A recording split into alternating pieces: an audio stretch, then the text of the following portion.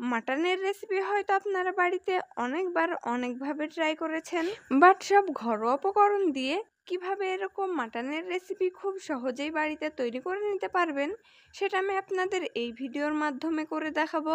আর এই রেসিপিটি বানানো যতটা সহজ, খেতে ঠিক ততটাই দুর্দান্ত হয়। বাই দ্য ওয়ে, আমি নাহান্নুর খাতুন আর আপনারা দেখছেন নাহান্নুর রান্নাঘর। আর আজকে আমাদের রেসিপি মাটন মশলা। মাটন মশলা বানানোর জন্য সবার প্রথমে একটা পেস্ট বানিয়ে নিব। সে কারণে একটা পাত্রের মধ্যে 5টা শুকনো লঙ্কা, 1 টুকরো আদা ও একটা রসুন নিয়ে নিয়েছি। এবার এটাকে খুব সুন্দরভাবে পেস্ট বানিয়ে নিব। এখানে আমি 500 গ্রাম মাটন নিয়ে নিয়েছি। আর এখানে 500 গ্রাম মাটনের জন্য 250 গ্রাম পেঁয়াজ নিয়ে নিয়েছি। আর এই পেঁয়াজগুলোকে আমি খুব সুন্দরভাবে কেটে নিয়েছি। এবারে গ্যাসের মধ্যে একটা প্যান বসিয়ে ওর মধ্যে সরিষার তেল দিয়ে দিব। আর তেল যখন গরম হয়ে আসবে তখন ওর মধ্যে গরম মশলা দিয়ে দিব। আর গরম মশলা থেকে যখন খুব সুন্দর একটা গন্ধ বেরোবে তখন ওর মধ্যে পেঁয়াজ কুচিগুলো দিয়ে দিব। দিয়ে পেঁয়াজ কুচিগুলোকে কিছুক্ষণ ফ্রাই করে নিব। আর এখানে খেয়াল রাখবেন পেঁয়াজগুলো যেন একদম বেশি ফ্রাই না হয়ে যায়, হালকা সফট হয়ে আসলেই হবে।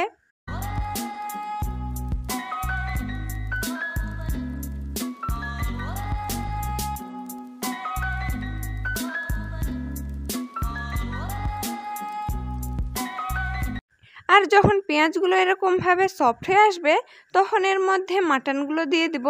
আর এখানে মাটন দেওয়ার পরে কোনো মশলা না দিয়ে এমনি কিছুক্ষণ কষিয়ে নিব।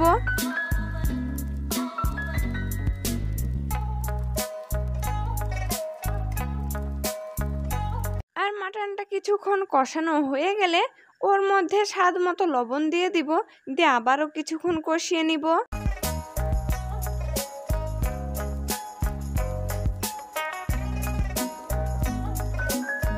আর এই মাটনের মধ্যে কোনো প্রকার মশলা ব্যবহার না করে একটা ঢাকা দিয়ে প্রায় 30 মিনিট মতো কষিয়ে নিব।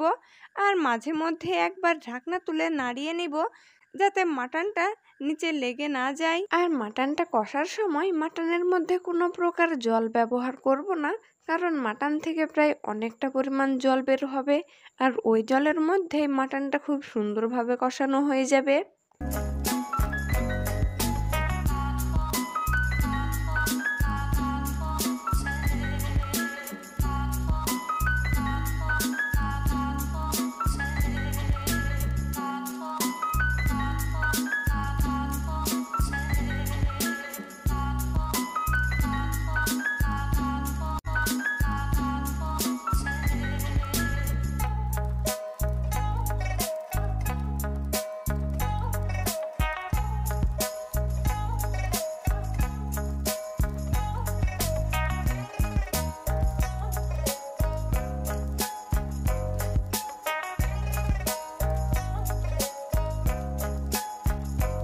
আর মাটন থেকে যখন সব জল শুকিয়ে যাবে তখন ওর মধ্যে আদা রসুন ও শুকনো লঙ্কার পেস্টটা দিয়ে দিব।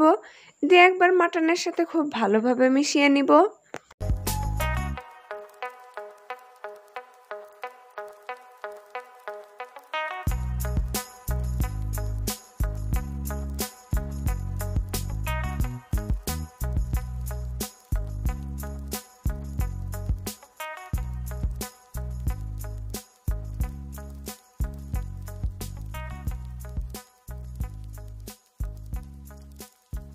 আর যখন মাটনটা ঠিক এরকমভাবে ড্রাই হয়ে আসবে তখন এর মধ্যে কিছু পাউডার মশলা অ্যাড করব।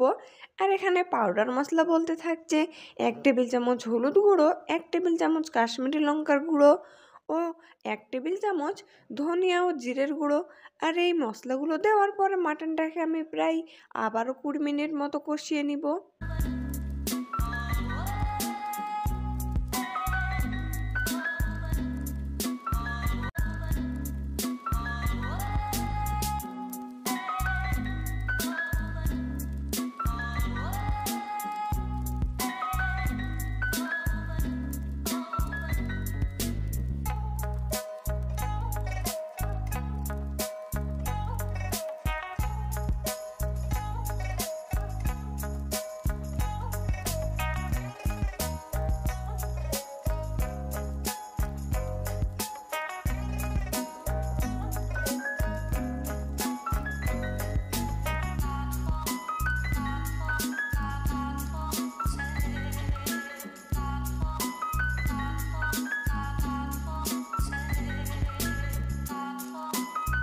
মাটনটা খুব সুন্দরভাবে একবার কষিয়ে নিয়ে একটা ঢাকনা দিয়ে প্রায় 10 মিনিট মতো কুক করে নিব।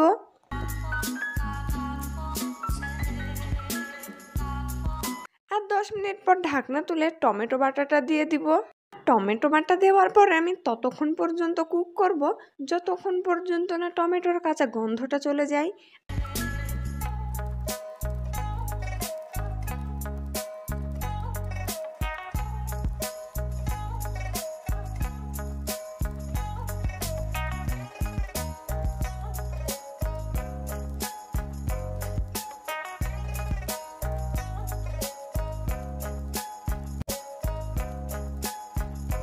আর যখন টমেটো থেকে কাঁচা গন্ধটা খুব সুন্দরভাবে চলে যাবে তখন এর মধ্যে ব্যবহার করব পরিমাণ মতো গরম জল।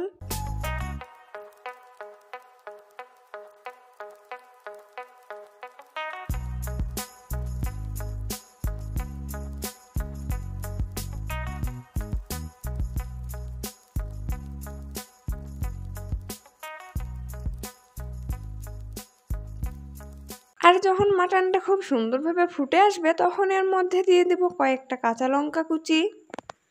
আর যদি মাটনটা আমার মতো ঠিক কড়াইতে সেদ্ধ করতে চান তাহলে প্রায় 30 মিনিট মতো সেদ্ধ করে নিতে হবে।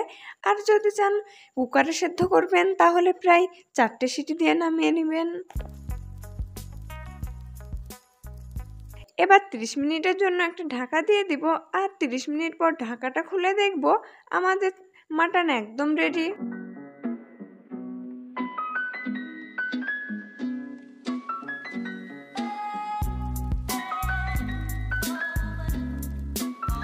তাহলে দেখতেই পেলেন মাটন মশলা বানানো ঠিক কতটা সহজ। আশা করি আপনাদের এই সহজ রেসিপিটি বুঝতে কোনো রকম সমস্যা হয়নি।